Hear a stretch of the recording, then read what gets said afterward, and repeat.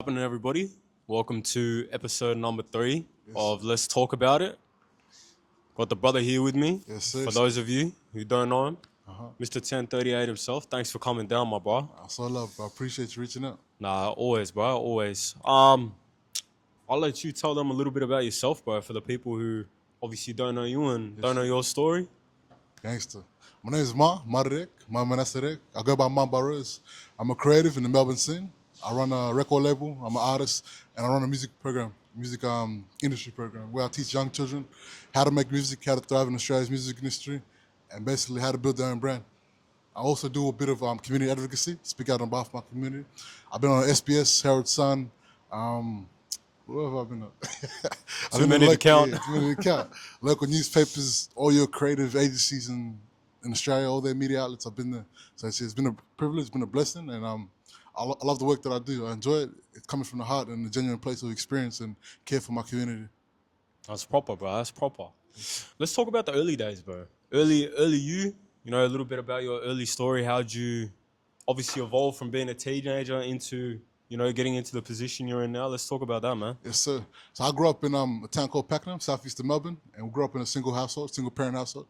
Mother raised 5 boys, 1 girl, and it's pretty hard, pretty tough, one income. But thank God she sacrificed to put us in Catholic schools, which helped us thrive in society in a breath, in a manner, you know. With that, I had a lot of connections and the big school, a lot of students, a lot of successful people trying to achieve things in the world. So through being in Catholic schools, I built a good connection in Melbourne, and obviously that helped with my career path now with community, music, and everything I'm doing. Yeah, that's proper, bro, for sure. I used to be a hooper, used to play basketball a lot, and I wanted to go pro. The main motivating factor was money. Obviously, growing up poor, you can't afford certain things, you know? So even with basketball, I couldn't afford to play representative basketball, which hindered my ability to go to play for Australia, play for Victoria, even go to America, get scouts to look at me. I realized basketball wasn't my path, but it taught me a lot of beautiful things: discipline, how to be a man, how to be a man of honor, move with a certain characteristic traits, and I'm really appreciative for the sport. But unfortunately, I grew up being low income. I grew up in the streets, so I grew up around crime, I grew up around drugs, violence, all the things of a low income world. I grew up around that, and at 13, I joined a youth gang, formed it with my brothers or ex friends. And yeah, I was in that gang for a bit, but I soon realized this wasn't me. Like, I'm not a gangman. I'm not a street guy. I'm not a gangster. Like, in my core, you know, like I can act like it, I can move like that, and it can be successful. But it's not me. It's not me being truly me. So I left that. But once you leave that, you don't really leave it. You know, you're forever tied to it. You know, in a sense. And yeah, it's been a difficult journey, but I've managed to keep alive, stay out of prison. Never been seriously harmed, which is a blessing. You know. I've had people try things on me, which thank God I prevailed and I made it out of situations. But I'm blessed, you know, and highly favored.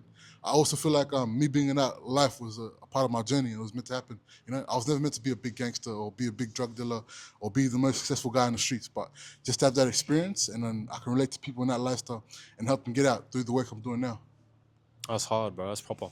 Respect to you for that, bro. Appreciate Moms, it. respect to you One for love. that, for real. I heard you mentioning that, obviously, ex-friends. Yeah. Let's get into the topic of, obviously, how important it is, you know, and how hard it is for an individual, you know, obviously having to cut ties with people and move Yeah. away from, you know, people that don't exactly bring you the best positive influence. Amen. Amen. What was that experience like for you, man? I've always been a man of principle, right or wrong, you know what I mean? So even when I joined that gang, I joined for rightful reasons, you know? I felt like I was fighting for my people against certain people who were trying to come for my people, you know? So it was never about the status or the money, so to speak, or it was more so about principle. So I've always been that man of principle. So even me leaving was about principle. Me still being tied to that life was principle, loyalty to certain people in that life. Protecting them, take care of them, even though that can hinder my ability to live a successful life and thrive in the world. It was all about principle. So when I see people around me not standing on the principles I stand on, I don't hesitate to cut them off because I don't care, you know. Like I feel like if I live by a certain moral code, I'll be all right, you know. And even if I die on that moral code, I'm happy with it. I always talk to my brother about death and whatnot, and I don't fear death in such a manner because I know I'm right with God, and God's gonna protect me. And if I do die, it'll be for a rightful cause. So we're cutting off friends. It's always about principle. You know what I mean? although sometimes I did fuck up, I did make mistakes. That's being human. You know what I mean? As men, we own that up and try to make it right and learn from it. Amen. 100%, bro. Um, big thing I like to ask a lot of people. Yes, sir. If you could give any piece of advice to either your younger self or, a younger individual that may look up to you now, seeing where you are and the growth that you're making and things like that, what sort of advice would you give them? What sort of advice would you now tell, the younger version of you? Number one, don't let people take your kindness for weakness, and don't let them play with you. Because I'm a very big-hearted guy. You know what I mean? But once you cross me, that's when I have to deal with you accordingly. But being a big-hearted guy, people do tend to take advantage of that, especially from the type of world we live in. The trenches, a low-income world, single mother households, no fathers around. Streets run the world where we're from. You know what I mean? So, being in that environment, if you show too much kindness, people may perceive it as weakness. Don't let people change who you are. That's one thing I have to realize too. A lot of times I could have been a serious offender, a serious, in that life, but I chose not to because I see a future. I'm thinking for the future. I don't get anything out of killing someone, harming someone. For no reason or for no valid reason, no big enough reason. You know what I mean? For sure, bro. Like, some things are just not worth it. So I say stay true. First, find them before you even stay true to them. Find what you stand for and stand on that firm. And then with that, your friends will come. Like, your circle will come. Also, the people you grow up with, they're not always meant to stick with you forever. You know what I mean? They're just there for a reason. Big one. So I believe in reason, season, and lifetime friends. So we have a lot of friends that are here for seasons, some that come for a reason, and lifetime. That's a big one. And lifetime friends are rare to find, rare to find. But once you find them, hold them close and honor that relationship. Reason friends, this is where you learn the most. You know what I mean? This is where they came to your life for a reason. So this could be the friend who backdoored you and almost got you killed, the friend who stole the drugs you gave him and to put him on and make sure he's good, but he stole that from you. And so you got to learn from that. And then reason, season, lifetime, seasonal friends, that could be even work friends, basketball friends, university friends. So these are the three categories I put my people in my life into, And YK, thank God, that's a lifetime friend. That's my brother. That's my brother, bro. Even Much love for you, my bro. Since before I even got close to him, I knew his principles, and I've always respected that about him. So with me, my friends are all based on principle, not race or where we're from, So I have friends in the western suburbs of Melbourne. I have friends in different states and whatnot. I have people from my hotel I don't get along with just because of principle, you know what I mean? So principle for me is everything. That's Marbarrose, That's a big one, bro. That's a big one. I love that word. I love that. Let's talk about the music, bro. Shit. Most people, I would honestly say most people, I guess, came to know you through music. Amen. You had a pretty interesting pop out, I must say. I appreciate that. Yeah. How's that going? What's the story with that? Where's things at now? Right now, I own my record label and I'm running that, but I'm also trying to make a slight return to music.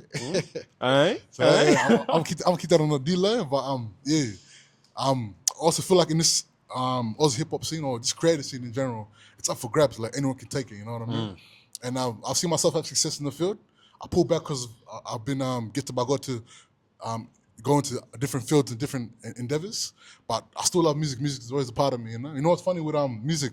My peers always told me, like, hey, tripping, bro. You're going to come back one day. You got shit to handle. Everyone says that. Everyone be saying that, bro. They say you're going to come back. And they weren't lying, bro. Like, nah. I thought I was done at the time. Like, I thought chapter's over and I'm going to move on. But music calls you, It's like, it's something connects your heart to, Like, so yeah, I love it. I'll be back soon on the scene, and I'm gonna take over like I did before. But it's gonna be a different Marbarrose, a more wise Marbarrose, a more strong, a more disciplined Marbarrose, and a more consistent Marbarrose.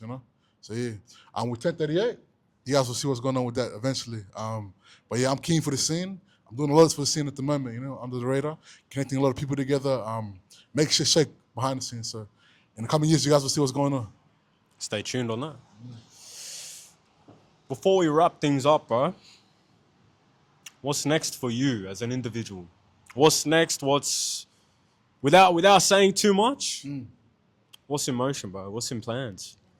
I want stability across the board. One thing that I tell you about getting famous is that you don't get money straight away.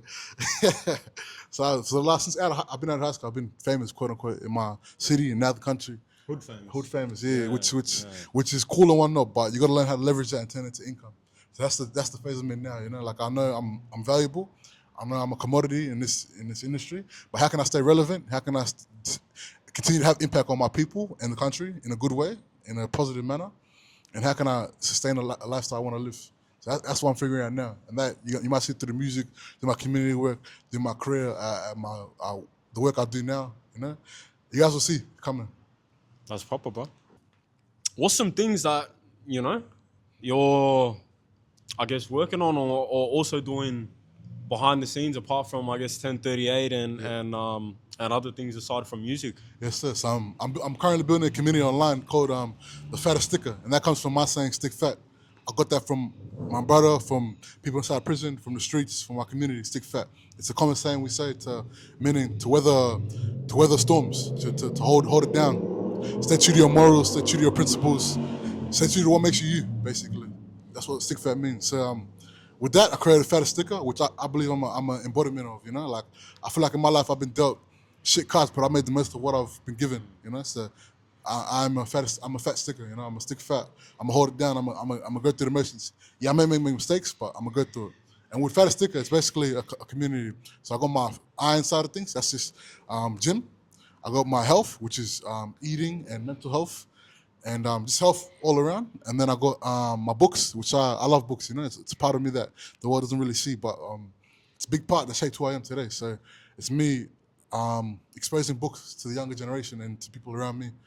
And then I got perspectives. It's where I just speak about the world and what's going on. You know, there's a lot going on in this world. People are scared to speak about it. Scared to be black, white, and whatnot. But I'm a man on my own, so I'm gonna speak my word. I'm gonna share with the world, and I'm gonna get it out there. That is. It's proper, bro. I appreciate you. Appreciate you coming through, my bro. Always love, bro. You know that.